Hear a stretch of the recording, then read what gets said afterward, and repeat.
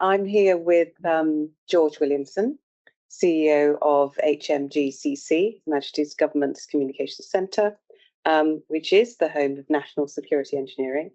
My name's Jacqueline de Rojas, and President Emeritus and board member at techUK, amongst other things. So, George, welcome. Thank you. Great to be here. It's exciting to have you in daylight. Nice. I think the first time I've been on film. Right? Actually, no, I had the BBC, but first time to have more than a soundbite on film. Well, it's very positive for you to be with us, and maybe I could start by asking you to explain a little bit about you, who you are, and what you do at HMGCC. Brilliant. Well, I'm George Williamson. I'm the CEO. I've been there for the last couple of years.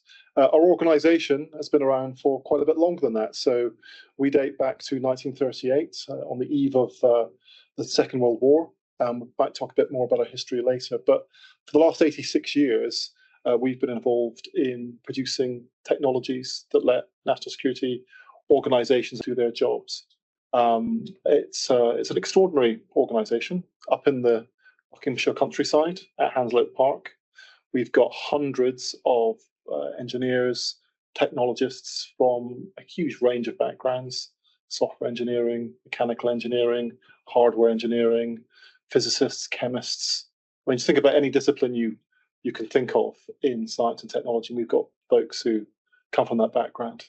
And we make amazing things that help some of our national security organisations do their operational work. What sort of things?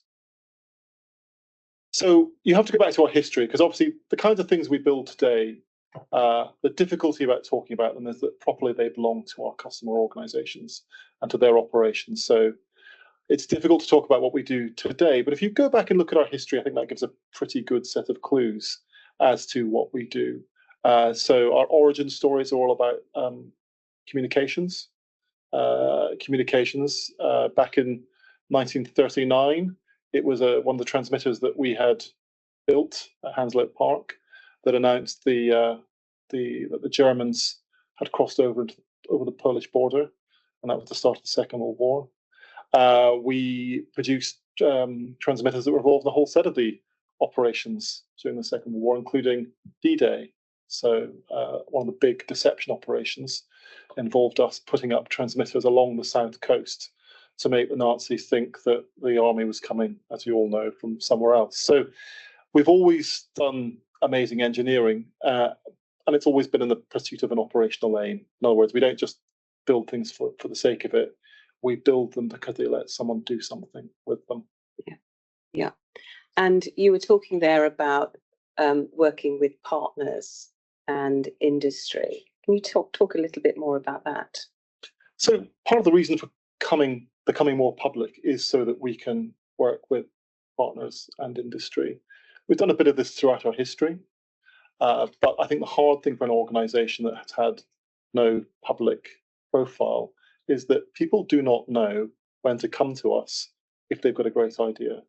And so that's why over the last year it's been great to be involved with techUK on co-creation, that we found out a way of taking what are sometimes very classified challenges, declassifying them and putting them out, through a network of collaborators to people who may have a way of solving one of our national security problems in a new and interesting way. And we've had some fabulous examples of that. Like? Well, so my favourite, because I think it just shows you where clever ideas can come from the most unlikely sources. We do a lot of work that involves power. I think most people do, right? That's how sort of civilization. Power as in energy. Energy. But in particular, because we produce devices and products that quite often go into very remote locations. Perhaps we're not able to get back to them for quite a long time. We need things that will be reliable in extreme conditions. And for one particular purpose, we needed batteries that would operate below -40, which, for any of you who know about lithium, it doesn't really like being at below -40. This was a challenge that we shared with the British Antarctic Survey, with a very similar problem. They clearly have lots of batteries that they have out in the Antarctic, and we're having to kind of fly back and forth to sort of charge them up at great expense and, difficult in extreme weather.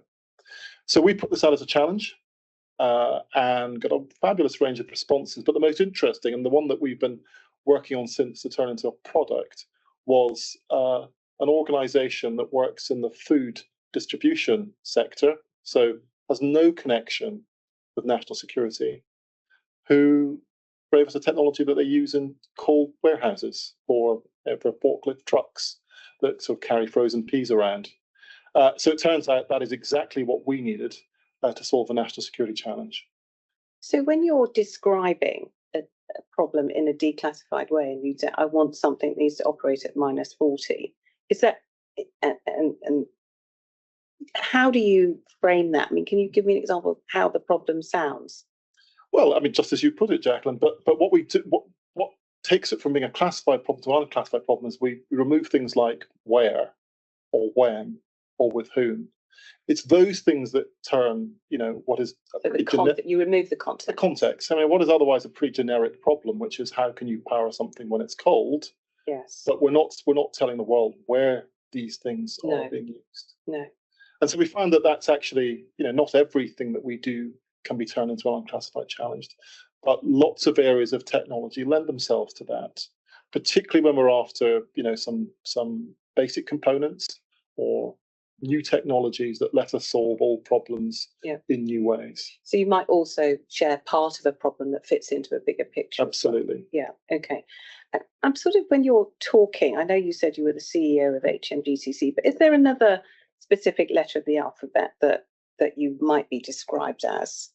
Well, I get asked quite often, so lots of people are watching James Bond films, and although I'm not Q, it's quite a good way of describing some of the work that we do. So we do produce gadgets and technologies that help national security organizations, including the organization that James Bond was from. We earlier this year put out a challenge on their behalf around use of artificial intelligence. So it's roughly in the same sort of area. I noticed the gadgets outside. There's what looked like a pen. It's actually a screwdriver. That's right, and these are things that we are. You saw some of our merchandise. Those are really for some of our staff who want to go into schools and try and inspire the next generation of school kids like us, technologists and engineers. Absolutely. Yeah, and when I think about the core mission of your facility, shall we call it, how does that fit with national defence? How does that fit together? So some of the work we do through co-creation, so we do that in partnership with Dstl. So many of you know that's a defence science and technology laboratory. So we do work with them. Yeah. So some of our customers are in defence. We find that lots of the technologies that work for the national security community broadly also work for defence. So communications technologies, some of the software things that we do. And it's a pretty big market, and increasingly the national security community is trying to kind of work across things with defence to try and find better access to kind of technology, talent, innovation. Yeah, and I mean, I noticed breaking news as we were coming into the room. Big countries are preparing to fire onto other countries, and geopolitically the world is on fire, isn't it? And so would you say that what you do is in the realms of playing a part to calm things down? Is that how you would also describe what you do? I think that's invisible hand. Yeah, I think I'd probably characterize it. That's the mission of the national security community as a whole. Our job is to keep the UK safe. That's sort of first and foremost. But we're also there to try and ensure that the world is a safer place. And it's a good day if what we do is not visible to the public. It's really important that that work goes on in the background, but that people can rest, I hope, safer in their beds at night, knowing that there are really good women and men across the country trying to do their best to keep everyone safe. Yeah, that's very mission oriented, isn't it? how do you collaborate with partners on security challenges then, and how do you protect that core information that you've got in terms of mission? So the first thing that we do is we work pretty hard with our security teams to kind of take a challenging bit of mission engineering and work out what's an unclassified way of describing it. Yeah. And the great thing about techUK is you've got a whole set of our challenges listed on your website. So we put those out, and working with techUK and a number of other groups of collaborators, I think we've been able to reach about 50,000 organizations, small, medium. So when you put a problem out there, how many responses do you typically get if you on for example, the techUK collaboration platform? How many responses would you typically? So I think that the biggest response rate we've had so far was to one challenge where I think we had about 80 companies coming back to us. Okay. And from that, we do quite a lot of work to kind of down select the most promising ideas. We invite people. We've got an unclassified space where we can bring folks in to pitch to us, to work through their ideas, and then hopefully take some of those things forward. And I'm really excited. And I won't say which challenges have led to some groundbreaking mission technologies, but we've had them. And I think to date, we've had about 30 companies on contract with us, right, which I think is pretty remarkable for an organisation that previously didn't do any of this sort of activity. And is that predominantly small companies, large companies that you partner with? How do you? Is it a mix? It's a mixture. So we found some brilliant ideas from small companies. I think in a number of instances, we've also kind of helped some bigger companies to form consortia. Because one of the things I think that small companies can often find challenging is how do you take a really promising idea and turn it into a product, and a product that will work in a range of different environments. Yeah. And it's something that companies get to work with our engineers. So folks at Bletchley Park have got an amazing ability to understand what it takes to make something work in the cold, when it's hot, when it's dusty. And again, those are not necessarily things that are obvious to SMEs. We've got a range of facilities in our HQ, which I suspect many people don't have, that let us test things out, make sure that they work in those environments. And when you're collaborating, you let them in through the unclassified facility, and then do they ever get to go behind the sort of iron door of classified work areas? How does that collaboration actually work? So through co-creation, we work with people who have not got clearance, and so we're really careful that those are problems that we are satisfied that that can properly be declassified, and we put those out. There are also companies we work with who have some degree of clearance, but that's on different sets of problems. Okay. So those are the sort of things we wouldn't feel comfortable putting out in public. Yeah. Okay. All right. Makes sense. And are you saying that you're creating a community that anyone can join? What are the boundaries? I suppose you're bounded by the problem you're trying to solve. And is it that you then fund the work, and who gets the end product? Can you just share how that works? So how it works is for most of what we do, we've got little work packages where we might be £60,000, £120,000, depends on the size of the challenge, which will enable a team to work on that problem for a 12-week period. Right. The idea of trying to prove that what looks good on paper can actually begin to work in practice.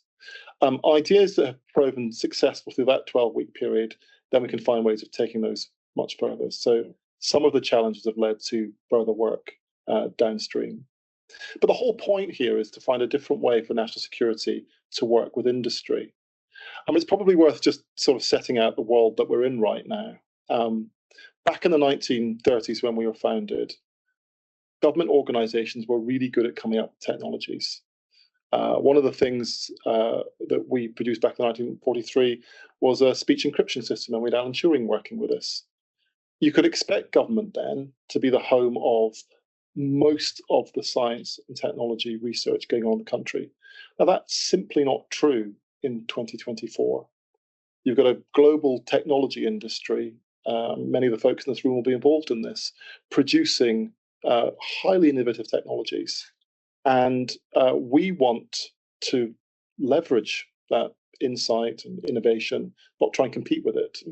And so that's why, initiatives like Co-Creation are all about leveraging and harnessing a much bigger pool of talent out in the real world. That's talent in the sense of kind of companies and enterprises.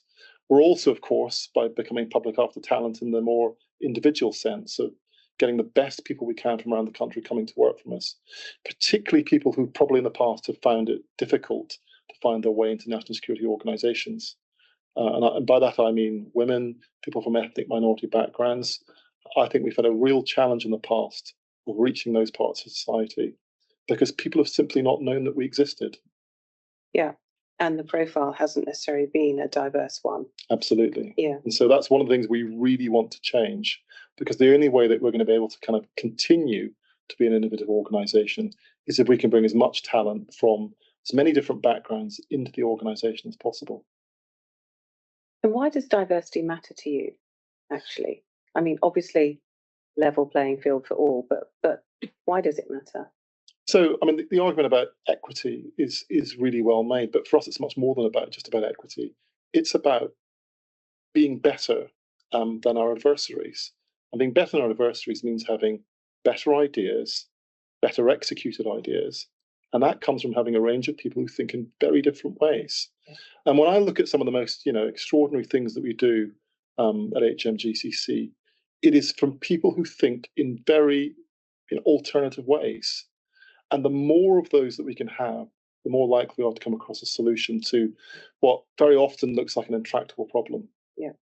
Yeah. Well, I mean, Bletchley Park is a great example of that, where so many of the people at Bletchley Park, which is your neighbour, of course, were women and minority voices. And when it comes to Bletchley Park, and of course, I noticed in my news feed that you've just become probably announcing this for the first time. You probably don't know this, but the new chair of trustees. You're about to become a trustee at Bletchley Park, and the new chair of trustees shortly. And I think there's a kind of fascinating shared history between what happened at Bletchley Park and Hounslow Park, which is after all only about 9 miles away. One of the things that we've not talked about is where we started. Now, I think I might have mentioned earlier that we started in 1938. But we didn't start in Buckinghamshire. So in 1938, we began a couple of meters away from where part of Bletchley Park began, in southwest London. So those of you who know Barnes on the river, we started at a place called Florence House, where HMGCC was the nameplate on the door. A couple of meters away was Station X, which moved to Bletchley Park, I think in 1930 or to 1940. And because they were worried about the bombing. Yeah, the war started. We were like those kind of evacuees you see. Every school child knows about evacuees with their sort of satchels and their gas masks heading out to the countryside. But the same is true of HMGCC and a Station X.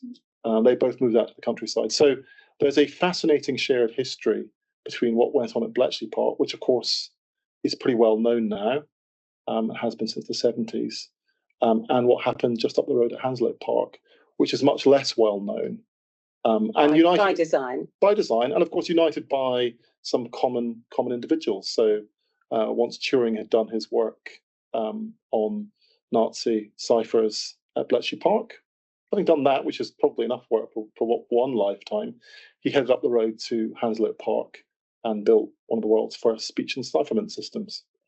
Pretty amazing stuff. Yeah, well, I'm looking forward to getting stuck in it, actually, and looking forward to make sure that our story, 2 halves of our story, becomes one. So how do you, when there is a national emergency, how do you coordinate with the other agencies and national security organizations? What's the play? Well, without going to all the boring bureaucratic, we really want to. And there is some bureaucratic stuff, but we've got a pretty well exercised machinery for working out which problems we work on for which customers. And it'll be no surprise to any of you who work in industry that we work on the most important thing for the most important customers, and we make that kind of priority call. Yeah. You're not going to tell me anything else. I probably won't go into all the detail of who tasks us on what, but just to say, it is the national security community. It's these sort of organisations that you will have heard of, and I think we generally get brought in when there's an engineering problem that is very tricky to solve, and we put our brilliant minds to it. Yeah. Can you give me any examples of anything that you've done together? Recent innovations? The recent stuff, I think we've kind of got to, we can't talk much about, but it is examples like those cold batteries. Now, I can't explain to you what the batteries that work under -40, what they were for, but it is solving sort of fiendishly difficult problems like that. And some of them are hardware problems, some are software problems. One of the things we've worked on right from our establishment is the ability to communicate securely from the UK and across the planet, and that's one of the things we really want to get out of collaborating with with techUK members and others, which is even old problems like communication. Every so often, there's a new way of solving that problem, and we want access to those new ways of solving things as soon as they've appeared in someone's head. Yeah. And how do you balance accountability and transparency in government operating? I guess I'm talking about ethics here, but how do you balance that? Look, it's really important to us. So everything we do is done within a set of legal frameworks.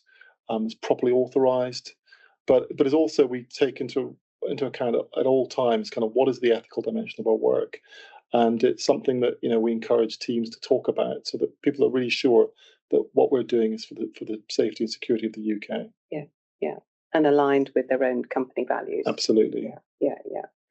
And for a sector that is normally quite opaque, you chose to out yourself, and also HMGCC as the home of national security engineering.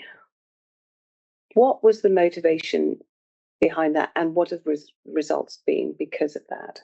So our principal motivation was this observation about the nature of technology, that keeping pace with our adversaries. So you'll have seen what we don't you don't need to spend long looking at the news to realise that sort of states and countries that might threaten the UK are investing large amounts of time, effort, and money in producing technologies. And we live in a world where you have these, often described as exponential technologies like artificial intelligence and quantum that really are, pretty game changing. Now, we had a pretty clear strategic choice. We could either continue to ask I can't give you the exact figure, but somewhere in the region of 1,000 people that work in our organisation, to rely on them to do everything in-house, or we could say, no, we need to work with the outside world in a different way and to harness their innovation and creativity and the billions of pounds being spent globally on, AI and other technologies. And so that, to my mind, was not a difficult choice to make, which was to either swim against the tide or swim with it. But of course, the other reason was that we are desperate to get access to, talented individuals who would not otherwise have considered a career in national security. And that does involve talking more about who we are and what we do.